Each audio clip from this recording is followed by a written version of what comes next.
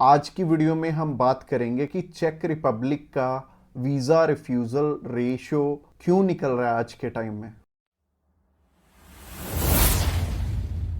Subscribe कीजिए हमारे इस चैनल को और टूरिस्ट वीज़ा में आने वाले अपडेट्स के बारे में अप टू डेट रहिए।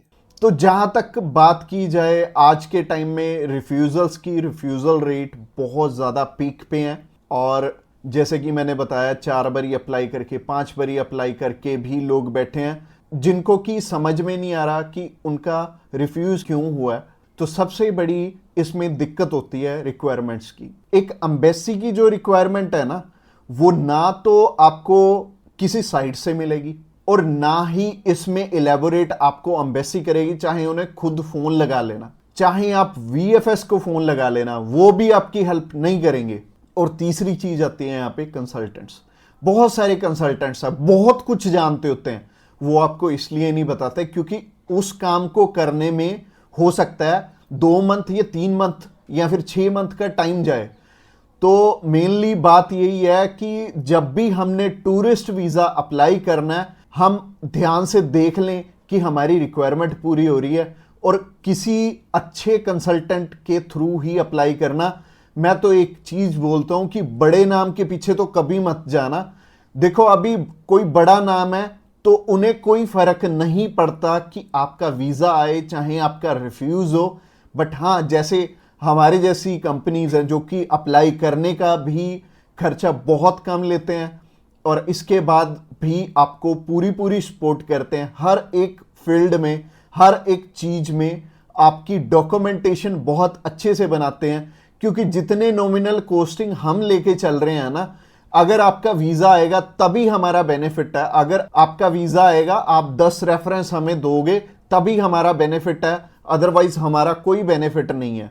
जो पर्सन आपसे ऑलरेडी 25,000 50,000 रुपए एडवांस में ले रहा है, उन्हें आपकी प्रोफाइल से कोई मतलब नहीं है। अच्छा, दूसरी तरह के कंसल्टेंट ये हैं कि जो हायर साइड पे 20-25,000 रुपए आपसे पहले भी लेते हैं और 10 लाख रुपए बाद में भी लेंगे। उन्हें भी आपकी प्रोफाइल से बहुत हद तक कोई मतलब नहीं है क्योंकि उन्होंने आपसे एडवांस ले लिया है और उन्हें यह फर्क नहीं पड़ता कि आपका वीजा आए या ना आए। वो अगर 10 केस अप्लाई करेंगे तो उसमें से एक वीजा तो वैसे ही आ जाता है, तो उनके 10 लाख रुपए तो वैसे ही बन गए। तो उन्होंने आपकी टेंशन क्यों लेनी है? तो सिंपल सी बात है, मैंने आपको अपना मोटिव बता दिया है कि हम रिक्वायरमेंट आपकी अच्छे से क्यों फुलफिल करवाते हैं जब भी आपने टूरिस्ट वीज़ा अप्लाई करना होता है। क्योंकि हमें आपसे बहुत कम पैसे मिलने हैं। अगर आपका वीज़ा नहीं आएगा, आपसे हमें रेफरेंस नहीं मिलेंगे, तो हमारा फायदा ही नहीं है इस काम में आने का। इसके अलावा पहला रीजन तो हो गया जो कि रिक्वायरमेंट के ऊपर है कि रिक्वायरमेंट अपनी बहुत अच्छे से समझ लेना और पूरी कर लेना, तभी वीजा अप्लाई करना। और दूसरा रीजन है कि आपके फाइनेंशियल डॉक्यूमेंट्स बहुत अच्छे से फुलफिल नहीं हुए होते। तो फाइनेंशियल डॉक्यूमेंट्स अगर अच्छे से पूरे नहीं होंगे तो एम्बेसी आपको वीजा, आप ही बताइए, कैसे देगी? उन्हें एक प्रॉपर प्रोफाइल चाहिए, उन्हें ऐसी प्रोफाइल चाहिए कि स्टेप बाय स्टेप आपके सारे डॉक्यूमेंट्स आपस में मैच कर रहे होने चाहिए। जैसे कि आपका जो ऑक्यूपेशन है, वहां से आपकी कितनी मंथली इनकम आ रही है और क्या वो उसी प्रोफेशन से इनकम आ रही है आपकी, और आपके फाइनेंशियल्स आपस में मैच कर रहे होने चाहिए, तभी आपका वीजा लगेगा। तो अगर आपको नहीं पता है कि आपके फाइनेंशियल मैच कर रहे हैं या नहीं कर रहे, तो आप क्या कर सकते हैं? आप अभी हमें कॉल कर सकते हैं, आप जान सकते हैं कि आपके फाइनेंशियल अच्छे से मीट कैसे होंगे। और कॉल तो आप इस वीडियो के एंड में ही हमें करना, क्योंकि आगे जो रीजन है वो भी बहुत स्ट्रॉन्ग रीजन है कि आपका वीजा इन इन कारणों से भी हो सकता है। प्रोफाइल का तो मैंने आपको बता दिया कि आप हमें कॉल कर लेना।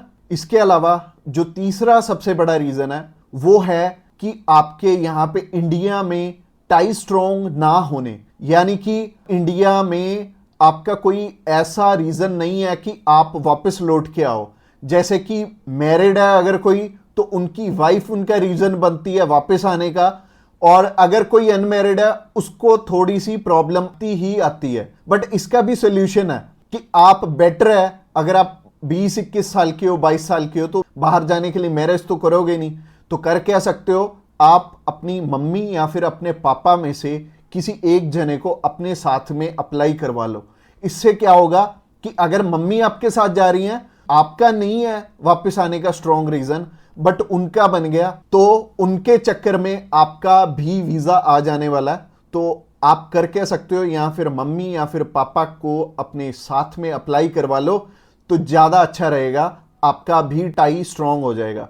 तो तीसरा रीजन हो गया। रीजन नंबर 4 की तरफ बढ़ते हैं। और जो चौथा रीजन है वो ये रीजन है कि आप यहां पे घूमने के लिए जा रहे हो, आपका पर्पस मैटर करता है। जब आप कवरिंग लेटर बना रहे हो तो कवरिंग लेटर ये तो आपके हाथ में नहीं है, ये तो आपके कंसल्टेंट के हाथ में है कि आपका पर्पस बहुत ज्यादा स्ट्रांग होना चाहिए, तभी आपको एक कंट्री वीजा देगी।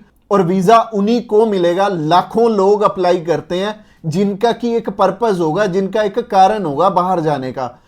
वीजा सिर्फ उन्हें ही मिलने वाला है जिनका एक रीजन बहुत ज्यादा स्ट्रांग होगा।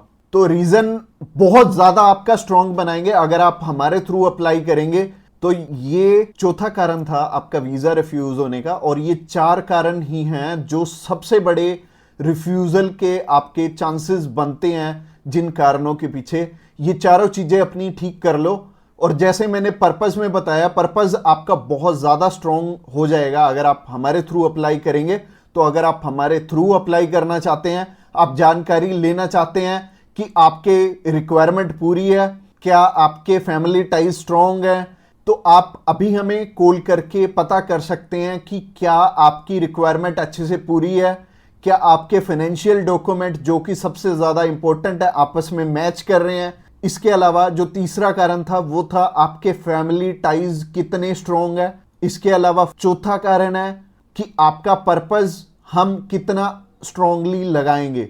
इसके ऊपर आपका वीजा डिपेंड करेगा। और वीजा चाहे आप फर्स्ट टाइम अप्लाई कर रहे हो, चाहे ऑलरेडी आपके 1 रिफ्यूजल है, 2 है, 3 है, 4 है, जितनी मर्जी आपकी रिफ्यूजल्स हैं, मैटर नहीं करती। हमारे पास बहुत सारे लोग आते हैं। एक पर्सन का हमने अप्लाई करके दिया था और उनका टोटल 12 बार रिफ्यूज था, 13th टाइम उनका वीजा आया था। और मोस्टली लोग 1 बारी, 2 बारी, 3 बारी, तो बहुत सारे लोग रिफ्यूज होते हैं।